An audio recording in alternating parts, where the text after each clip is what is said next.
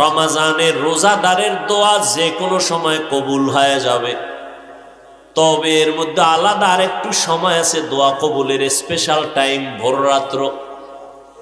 অতি গভীর হয় রজনী যখন, নীরবে প্রভুর নাম জপিও তখন। প্রভুর করুণা যদি পাইবারে চাও, গভীর রাতে উঠে প্রভুর গুণগান গাও। এরে আল্লাহর বান্দা, তাহাজ্জুদের সময় আমি যদি বুঝাবার স্বার্থে বলি, 1000 টাকা করে আপনাদের ডেলি দেওয়ার ওয়াদা করি যে প্রতিদিন 1000 টাকা দিব, 2 রাকাত তাহাজ্জুদ পড়বা ভোর রাত্রে 11 মাস রমজান ছাড়া। চালাক মানুষ বলবে প্রয়োজনে আমি ভিক্ষা করে 1000 টাকা আপনারে দেই, আমগো পক্ষ থেকে আপনি ভরে নিয়েন। আমগো সময় নাই, কারণ মোবাইলের হক আদায় করতে গিয়ে ঘুমানোর টাইম পাই না।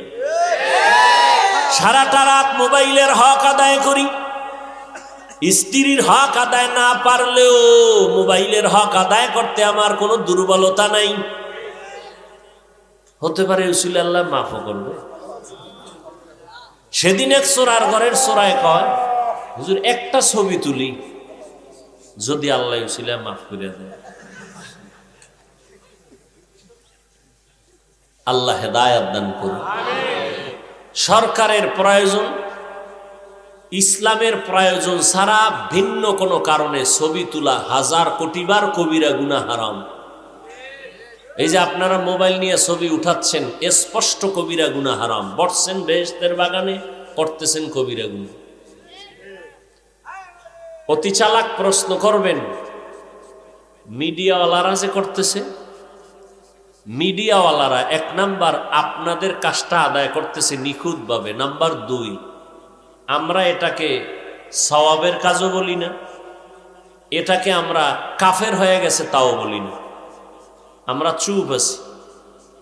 কিছু ফায়দা ইসলামের মুসলমানের হচ্ছে, কিছু, বেশি না, ক্ষতি বেশি। আমাদের অনেক আকাবিরিনরা এগুলো তো পছন্দই করেন না, তারপরও কিছু ফায়দা যদি হয়, এই কারণে আমরা চুপ। তার মানে এটা না যেটা করলে অনেক সওয়াব, কোনো সওয়াব নেই। হ্যাঁ, যদি সওয়াবের নিয়তে সাদকায়ে জারিয়া হিসাবে করে, যে আমি কোরআনের কথা উম্মতের কাছে পৌঁছায় দিলাম, মানুষ শুনল, একটা কথা শুনে মানুষ যদি রোজা রাখার নিয়ত করলো, এটা তো একটা ভালো, এই দিকগুলো ভালো, কাজ ভালো, কিন্তু নিয়তের কারণে ভালো ফলাফল নাও পেতে পারে। একজনে একটা ঘর তুলছে, পূর্ব দিকে একটা জানালা রাখছে। কি ভাই, আপনি জানালা পূর্ব দিকে কেন? বল ভাই, পূর্ব থেকে একটু আলো আসতে হবে না ঘরে? আর এক আল্লাহর বান্দা বলে, আমি আলোর জন্য রাখি না, আমি কোরআন শরীফ দেখবো আর পড়বো, এজন্য জানালা রাখছি।